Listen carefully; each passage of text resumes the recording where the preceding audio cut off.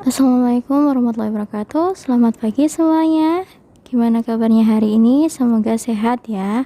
Jumpa lagi bersama saya Juni Purwanti. Nah, pada kesempatan kali ini saya akan membahas materi kaitannya dengan indeks harga atau mengulang materi yang lalu kaitannya dengan indeks harga. Oke, langsung saja kita masuk ke slide berikutnya.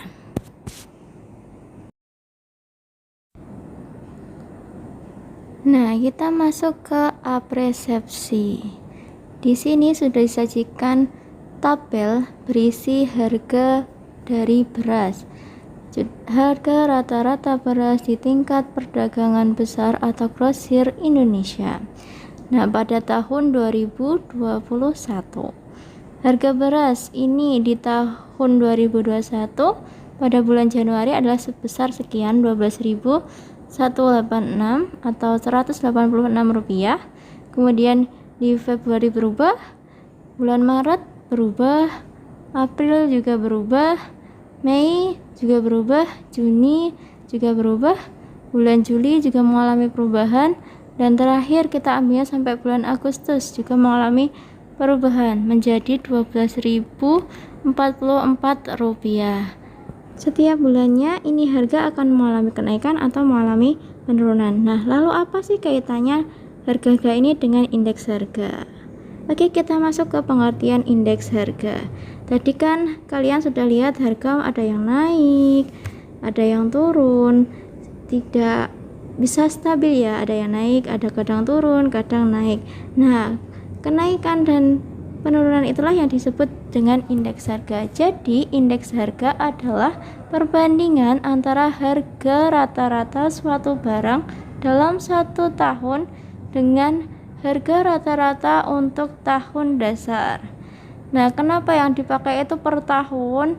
Karena kalau kita gunakan per bulan, maka tipis sekali perbandingannya. Jadi, kita gunakan untuk per tahun supaya lebih terlihat perbedaannya atau perbandingan harganya atau indeks harganya lebih terlihat daripada per bulan, seperti itu.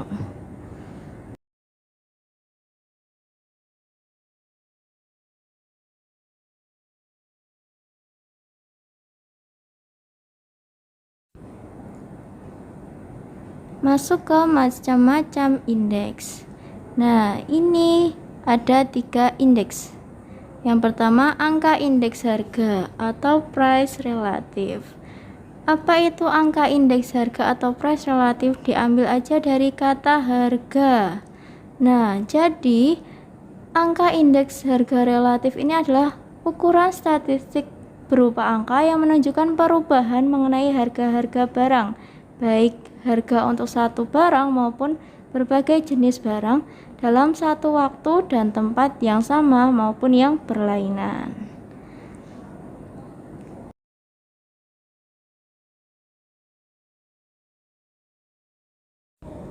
Masuk ke jenis yang kedua, yaitu angka indeks quantity atau quantity relatif. Apa itu angka indeks jumlah atau quantity relatif?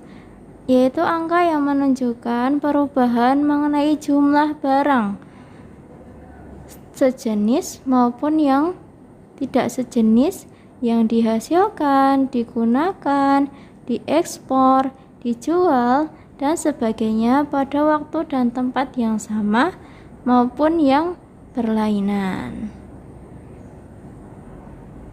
Kemudian jenis yang ketiga itu angka indeks nilai atau value relatif.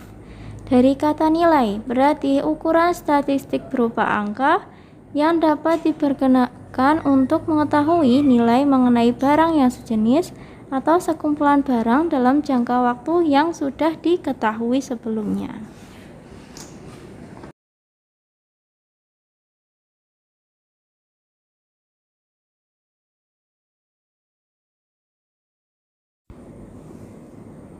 Masuk ke slide berikutnya yang berjudul jenis indeks harga. Nah, di sini kita akan membahas 3 jenis indeks harga.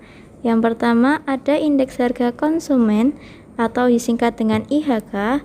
yaitu indeks harga yang mengukur perubahan-perubahan yang terjadi pada harga eceran barang maupun jasa yang diminta konsumen dari waktu ke waktu. Nah, untuk indeks harga konsumen ini ditinjau dari konsumen atau sudut pandang konsumen. Kemudian indeks harga yang kedua yaitu indeks harga produsen, yaitu indeks harga yang menggambarkan tingkat perubahan harga di tingkat produsen. Nah, dari kata produsen otomatis sudut pandangnya dari para produsen atau para pembuat dari produk ini. Kemudian masuk ke yang ketiga yaitu indeks harga implisit. Nah, indeks harga implisit ini digunakan untuk menentukan tingkat inflasi dari waktu ke waktu dengan membandingkan GNP nominal dan juga GNP real. Jadi, indeks harga implisit ini adalah GNP banding atau per GNP real.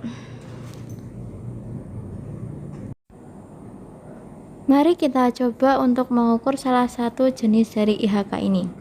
Nah, kita akan mengukur indeks harga konsumen dengan soal jika diketahui harga barang pada tahun 2005 adalah sebesar 8.000 per kilo, kemudian pada tahun berikutnya yaitu tahun 2006 harganya berubah menjadi 10.000 per kilo.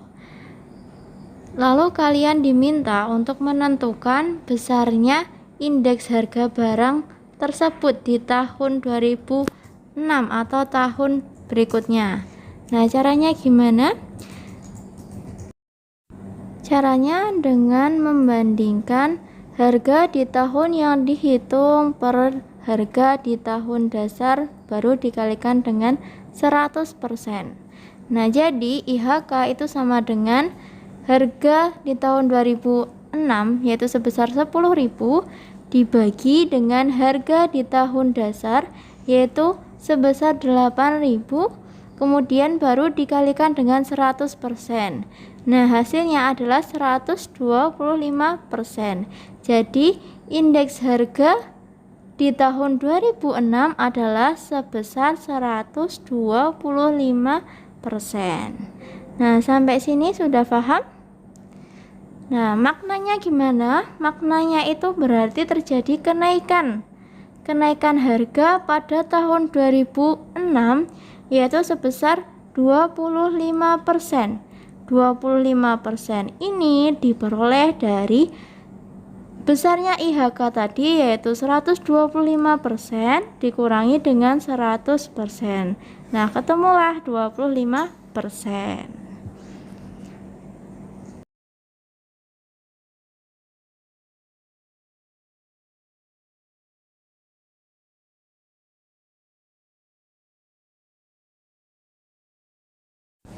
Kalau sudah diketahui indeks harganya, nah terdapat 3 asumsi atau 3 kemungkinan dari hasil perhitungan indeks harga. Jika indeks harganya itu lebih dari 100, maka harga mengalami kenaikan atau terjadi inflasi. Lalu jika harganya ini kurang dari 100, berarti terjadi penurunan atau terjadi deflasi. Tapi kalau jika indeks harganya itu sama dengan 100, berarti harganya tetap atau tidak mengalami kenaikan maupun tidak mengalami penurunan.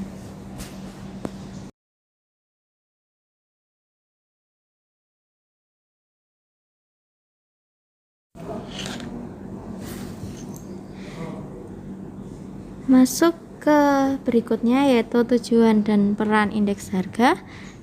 Tujuan dan peran yang pertama yaitu sebagai petunjuk atau barometer kondisi ekonomi secara umum. Jadi indeks harga ini dapat digunakan untuk memperlihatkan kondisi ekonomi suatu negara atau perekonomian suatu negara.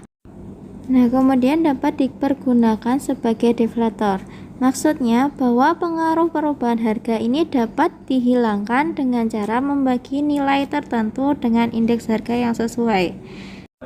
Kemudian yang ketiga yaitu sebagai pedoman bagi pembelian barang, lalu ada sebagai pedoman bagi kebijakan dan administrasi perusahaan, Dan yang terakhir itu sebagai pedoman untuk mengatur gaji buruh dan menyesuaikan kenaikan gaji buruh pada masa-masa inflasi atau terjadi kenaikan harga secara terus-menerus.